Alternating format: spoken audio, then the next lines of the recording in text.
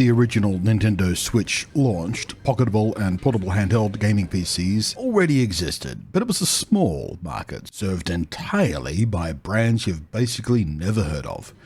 Then the Switch came along, demonstrated the market had a strong demand for devices like this, and bam, the bigger brands took notice. Now we live in a world with Valve Steam Decks, Asus ROG Allys, MSI Claws, Lenovo Legion Goes, and more, and a bunch of brands you've never heard of unless you're a particular kind of enthusiast. And these handheld gaming PCs went from this kind of form factor to this one. Some brands even aping Nintendo's detachable controllers. And yes, before some of you, well actually me, I know about that old Razer one. I made a video about it back when I was showing off the prototypes. Point is, the handheld gaming market has changed significantly since the original Switch launched.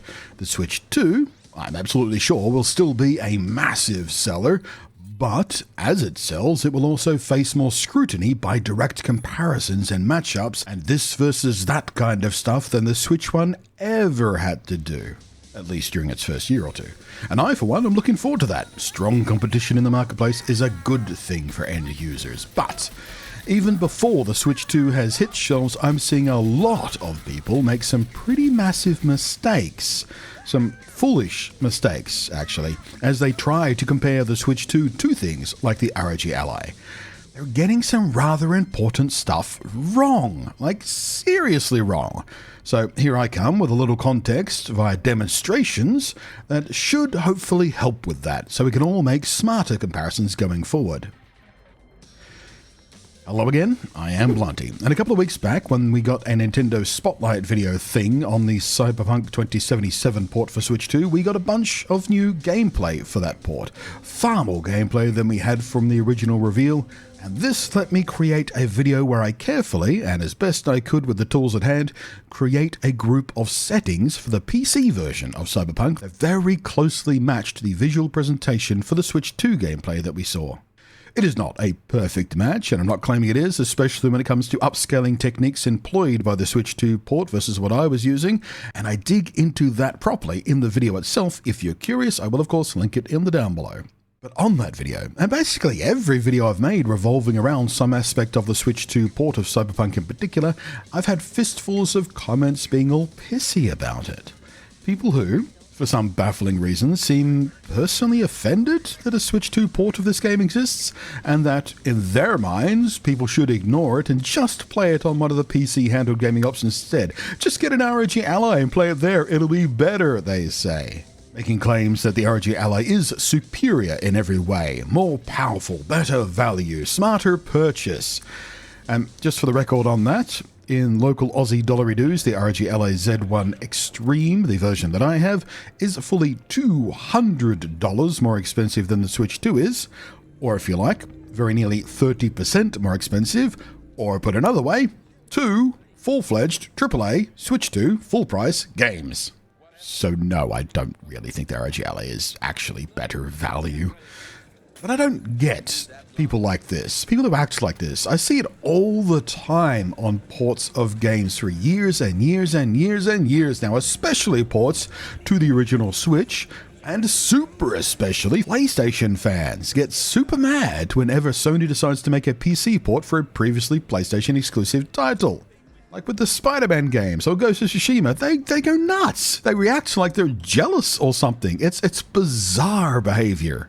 Look kids, before we move on, if you love a game, you like properly love a game, why are you so angry or defensive or jealous or whatever that other people will also get to play it on systems that they like to use instead of the one that you like to use? It's weird. Stop being weird. Anyway, with the Switch 2 Cyberpunk port and the matched PC settings I've tweaked away at, there is something I didn't do in the original video. I didn't use those settings on the ROG Ally itself. All of that gameplay in that video was on my big rig gaming PC, 7800X CPU and 7900 XTX GPU. But of course, given the context of what we're talking about, of course, what you've been seeing in this video, the gameplay you're looking at right now, is indeed those exact same Switch 2 matching settings on the ROG Ally itself. And rather surprisingly, the performance is shockingly close to the 40 FPS target the Switch 2 port uses for its performance mode. In some circumstances it'll rise up to the mid to high 50s, but very often it's quite close to that 40 FPS target, even occasionally dipping a little below it. And like the Switch 2, the ROG Ally has a 120Hz 1080p screen that has full VRR. In this case, AMD's FreeSync Premium, meaning that at these frame rates, it looks rock solid on the screen without any screen tearing or other related artifacts. So, you may be thinking, it seems the Switch 2 has the same game running power as the ROG Ally. Very similar graphics presentation yields very similar frame rates. That would be the obvious conclusion, wouldn't it? That little customized Tegra T239 system-on-a-chip NVIDIA cooked up for Nintendo is on par with an AMD Z1 Extreme inside the ROG Ally, and a few other gaming handhelds for that matter. But in fact, no, that's not true. In fact, it might be fair to say that the custom chip in the Switch 2 is more powerful even, for one core reason. It is vastly more efficient. So let's unpack that. The ROG Ally's battery capacity is 40 watt-hours, or about 5200 milliamp hours. And rather conveniently, for this type of comparison, the Nintendo Switch 2 has a battery capacity of 5220 milliamp hours. Identical for all practical purposes. I dare you to quibble at me about 20 pissing milliamp hours. Go on. Now, as I make this video, the Switch 2 is, of course, yet to be unleashed in the wild, but we do know on the official specs page, Nintendo promises to deliver a minimum expectation of around 2 hours of battery life. And that means all functions of the handheld, the CPU, the GPU, the screen, the speakers, the Wi-Fi, everything will consume somewhere in the neighborhood of 10 watts. We know that because it's fairly easy math to do. So let's put that into some context. On devices like the ROG Ally and Steam Deck, when you adjust the wattage in the control panels, you're only talking about what the system allows the APU, that's the CPU and GPU combined. Everything else, the screen, the speakers, the Wi-Fi, all of that, that's all on top of that setting. So in the case of the Steam Deck, its default is a 15 watt power mode for the APU. It uses extra power on top of that for the rest of the system. It is in fact using more than 15 watts. The ROG Ally has 3 default power modes: Turbo, Performance, and Silent. And here's the light through the window for anyone who wants to claim the ROG Ally is more powerful than the Switch 2. The mode in which you are seeing the gameplay being run in this video, the gameplay which looks and runs at a close match to what we've seen published from this game's port for the Switch 2, gobbles up 30 watts for the APU alone. This is Turbo mode you're looking at. Performance mode caps the APU down to 15 watts, and Silent mode, which is the closest power profile to the Nintendo Switch 2, caps the APU at 9 watts. And again, the rest of the system requirements sit on top of that. So I'm guessing by now most of you are clearly seeing where I'm walking with this.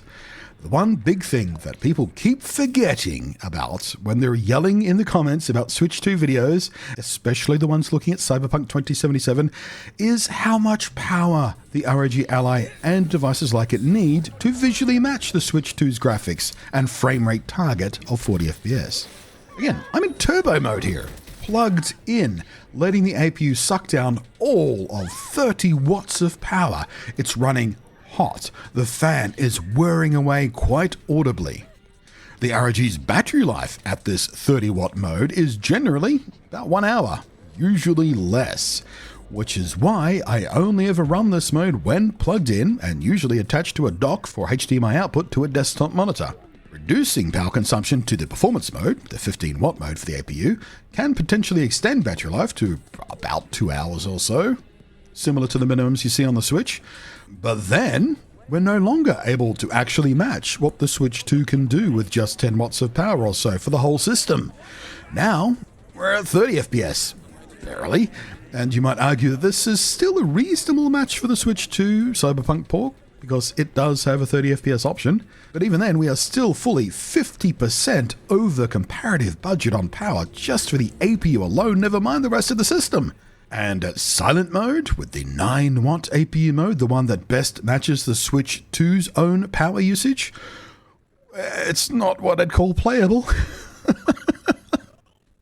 So, with a wider perspective that includes more than just pure maximum possible frame rates, I would argue that the Switch 2 outperforms the likes of the ROG Ally, and certainly bodies the much-loved Steam Deck. It does more with less. And it's not difficult to frame that up as it being more powerful. And potentially, with the other stuff, relatively equal, when we're talking about, frame rates and performance and looks and stuff, the Switch 2 still might wind up looking better because it can use NVIDIA's special source DLSS, while my ROG Ally, which uses AMD hardware internally, can't. It can use FSR and it can use Intel's XeSS, but neither of those are a match for DLSS as far as quality goes. And secondly, in the case of these PC handhelds, the overhead from the operating system is far more intrusive. Windows or Linux, they both soak up more resources behind the scenes than the bespoke operating systems or consoles tend to do. And then, of course, there's a third pillar, optimization. With a single target hardware, like the Switch 2, developers can squeeze out every last drop of performance far easier by refining to this one single hardware target, compared to the wild west of mix and match components and performance profiles that PC gaming offers up, which is a strength and also a weakness of PC gaming. But after running these tests, I'm only even more impressed by both the promise of the Switch 2 itself, just at a hardware level, and what CDPR have been able to accomplish with this port. And here's the bit where I also remind you that the launch games on every single console that has ever existed are never representative of what the console can be capable of. Games later in their lives, as developers figure out more and more tricks and whatnot, always wind up looking even better still. So there's a lot of promise here. I can hardly wait to get hands-on with it properly. Thanks for watching. Hopefully this has been interesting, informative, useful. Thank you as always to the patrons scrolling away up above there. I am Blunty, and I will catch you next time.